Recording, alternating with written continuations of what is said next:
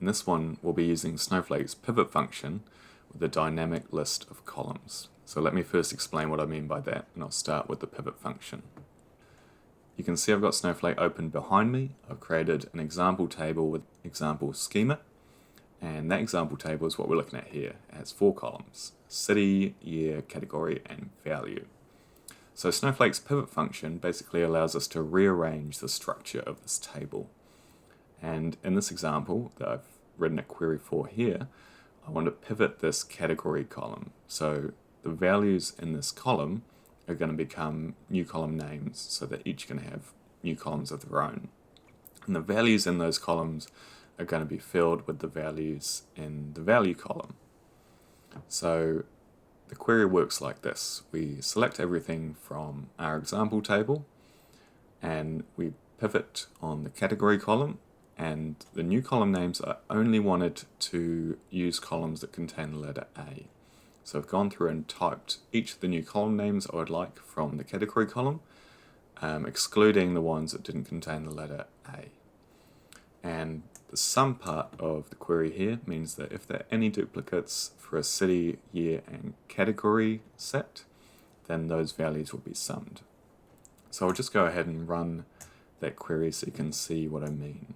This is what a pivot does. You can see we have the same data as before, but it's just been rearranged, and we've dropped everything from the category column that didn't contain the letter A. So that has worked well, except we had to feed in this list of column names that contain the letter A. I couldn't just use a contains function, which is how we'd normally do that type of thing in SQL. So if we do want to do that, and that would be called feeding it a dynamic list of column names, we have to take a few extra steps, and that's what I'll go through now.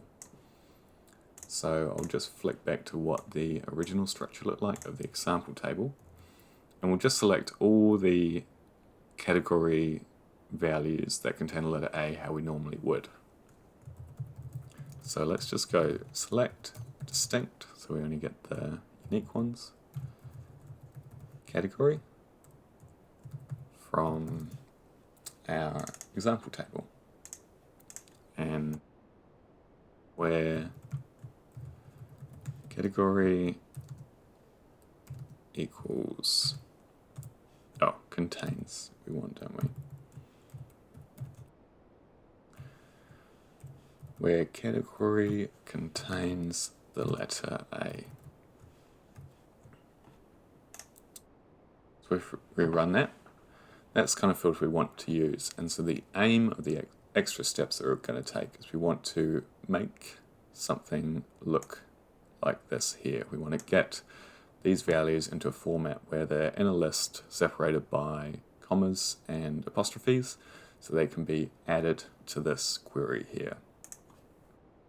So the next step I'm going to take to start making this look a bit more like this is add a LISTAGG function.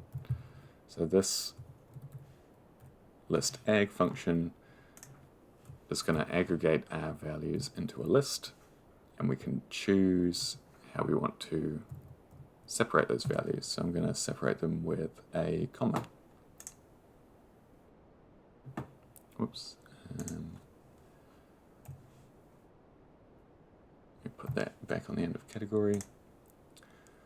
Cool. So that's starting to look a little bit more like here, but as well as a comma, we still need these apostrophes. And as you can see, when I'm writing my separator here, apostrophes are already something used by Snowflake. They start and end a string. So to add apostrophes within that string, I just have to use a slash like that and put an apostrophe after it. That slash means don't use the following apostrophe as the start or end of a string. I just mean apostrophe. So now let's try that. Cool, that is looking good. And we'll just keep that as its own thing. So I'm going to make a new variable in Snowflake called column list and set it equal to this query here.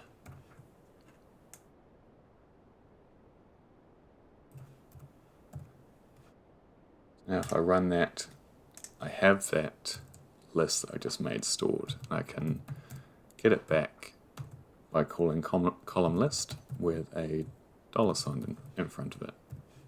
So if I just type select column list, it's there ready for me to use.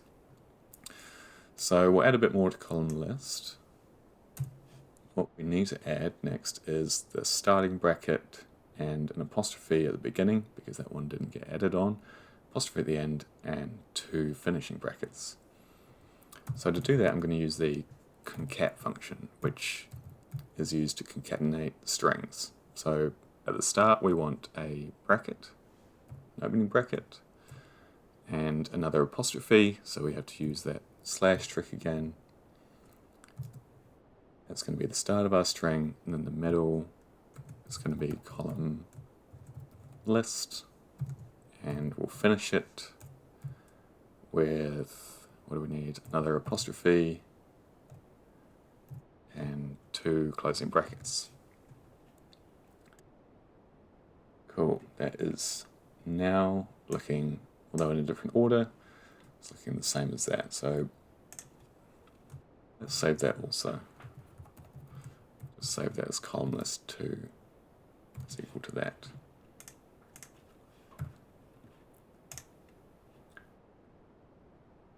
Whoops, we didn't need that select in there. So now if I wanted to, we still have access to column list, and we also now have access to column list 2, so I could select either of those just to see how they look. Cool, that's good. So now we want to add this string here to the rest of our query. So recreate this. So the way we can do that is actually using another concat. So I'm going to set another variable just called SQL query. This is going to be the SQL query that we want to run.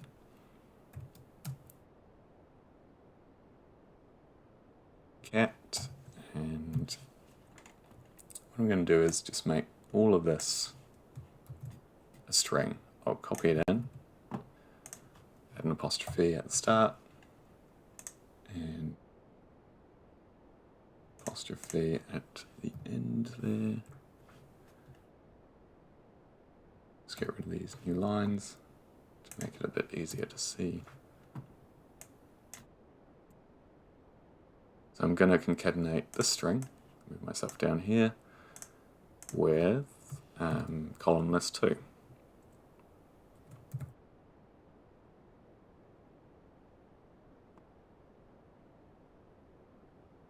So let's have a look what SQL query looks like.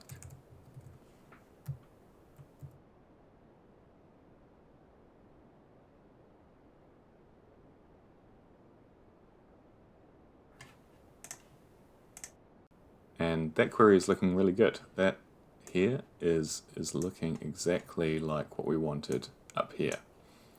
So now we can run this string as a SQL query, and that will be our last step. How we do that in Snowflake is we just write execute immediate and call our SQL query.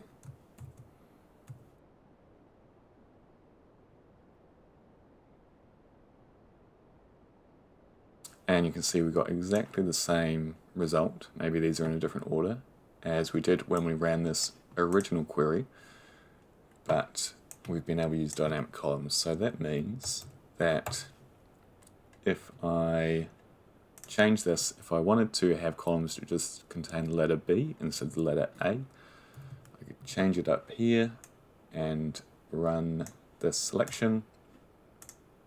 We'll go through each step, and now we have columns containing the letter B. And we can do that with any other condition, doesn't have to be a contains from this line here. So I hope that's been helpful, and thank you for watching. See ya.